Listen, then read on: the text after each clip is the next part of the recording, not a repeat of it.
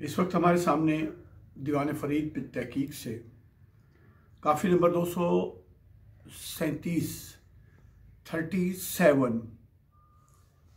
मौजूद है और एक बार फिर ख्वाजा फरीद के शायरी के कैनवस पर जो लफ्ज़ पूरी ताकत के साथ मौजूद है, जो रोमांटिक किरदार जो हैं, जो रोमानवी किरदार जो है, उनमें सबसे ताकतवर किरदार जो उभरता है ख्वाजा साहब के पास, वो होता है रांझा का। अब रांझा को वो किन मानों में लेते हैं, किस मफ़हूम में वो उसकी बात करते हैं, और यही चंद किरदार है। रांझा है, हीर है और ससी है, पुन्नू है। वो बार बार अपने कलाम में इनका तज़किरा लाते हैं। मेरे ख्याल में कि वो पसंद तो करते हैं ससी को, कि ससी एक उनके नज़दीक तलाश हक का इस्तिआरा है, लेकिन रांझा जो है वो भी उनके नज़दीक उसी तरह का ही है कि वो भी कुर्बानियाँ और तलाश हक के लिए जद्दोजहद का, तवील जद्दोजहद का इस्तिआरा के तौर पे उभरता है। तो हम इस काफ़ी को देखते हैं तो इसके 24 मिसरे है, 106 अल्फाज है और राग इसका है भीम। आगे चलकर हम इन तमाम रागों पर भी बात करेंगे कि जिस पर ख्वाजा फरीद ने ये काफ़िया मुरतब की या बाद के लोगों ने ये मुनासिब समझा उनके लिए। ये दोनों इस पर खुल के बहस करेंगे।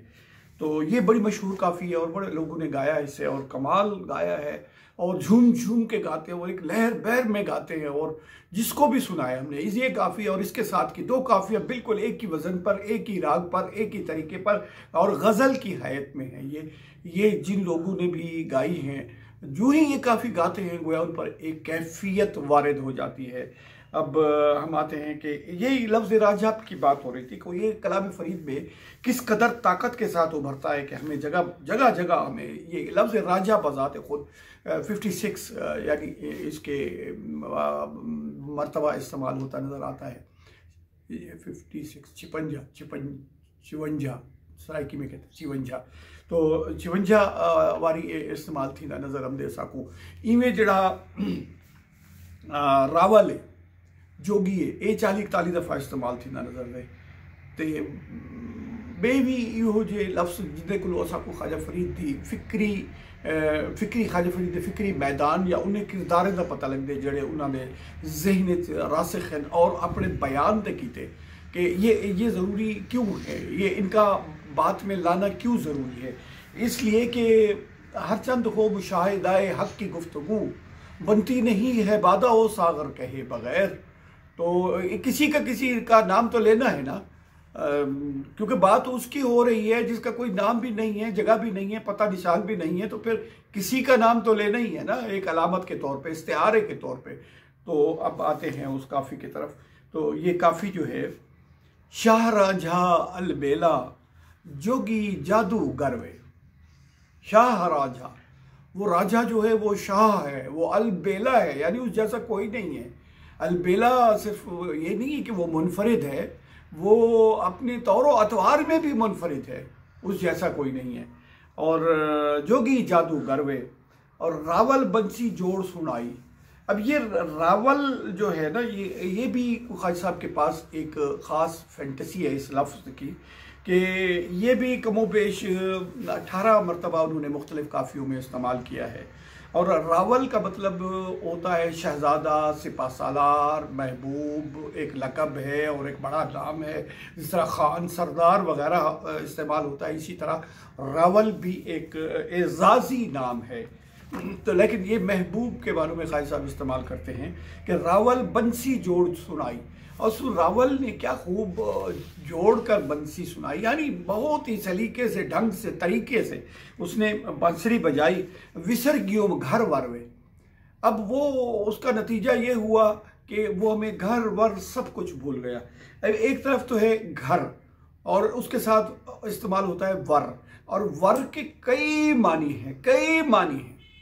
अब यहाँ हम जिस माने में लेंगे ये कदरे मुनफरिद होगा।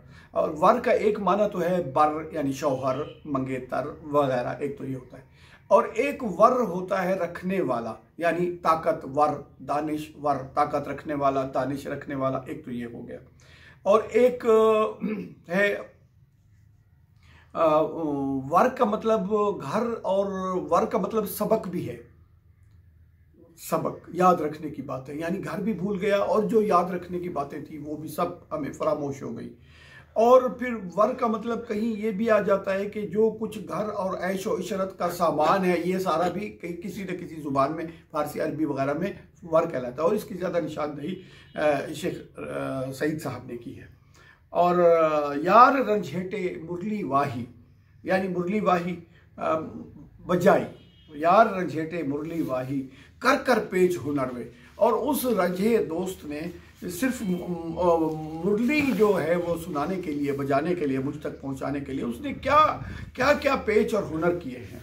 और अनहद बीन बजा मन मोयोस रुल्दी बूटे झरवे। अनहद बीन, ये लफ्ज़ अनहद जो है ये सौते सरमदी इसको कह दिया गया है। तो वो आवाज़ कहते हैं कि ये एक आवाज़ जो लफ्ज़ कुन से गूंजी थी, और वो कुन का अमल जो है जारी और सारी है, इस वक्त तक भी वो आवाज़ भी गूंज रही है और चीज़ें भी तख्लीक हो रही हैं, खा हमें नज़र आए या ना आए। जो कुन का अमर है वो जारी और सारी है। और ये अहले तसव्वुफ के नज़दीक वो कुन का अमर, वो सुरीली आवाज़ जो है, सोते सरमदी जो है, वो आज भी अहले तसव्वुफ सुन सकते हैं। बाद ऐसे मश्क है उनके पास या कुछ ऐसा करते हैं जिससे वो कहते हैं कि वो सुनाई देती है। अनहद बीन बजा मन मोयोस रुल्दी बूटे झरवे कन्ने कन्ने बुंदे गल झप माला। कानों में वो बुंदे डाले हुए है, कानों में वो बुंदे, बड़े वाले को कहते हैं, बड़ा बड़ा जो होता है ना वो वाले। और गल झप माला, तो गल में उसने झप माला, जब जिस पर जाप किया जाता है, झप माला रहंदे हुस्न नगर में। अब ये हुस्न नगर कहाँ है? ये जहाँ उसका ठिकाना होगा वही हुस्न नगर है। तो रहंदे हुस्न नगर में। और तख्त हजारों राझन आया हीर तती दे घर में। अब ये हमद है या फिर ये नात बन जाता है या वो रोमांटिक दास्तान रह जाती है, ये सोचना आपका काम है। इसकी तरफ हम एंगलिंग या वो नहीं कर सकते। तो ये हीर तती, ये दुनिया है, कायनात है, ये जो हमारी है, इसमें वो तशरीफ़ लाया यहाँ हमारे पास, रहमतुल्लिल आलमीन कहलाया, रऊफ़ और रहीम कहलाया, और वो हम पर मेहरबानी करने के लिए आया। जो आप जिस तनाजुर में लेना चाहे ले सकते हैं। और जोगण थीसा, जोगेण थीसा खाक रमेसा रुलसा शहर बहरवे।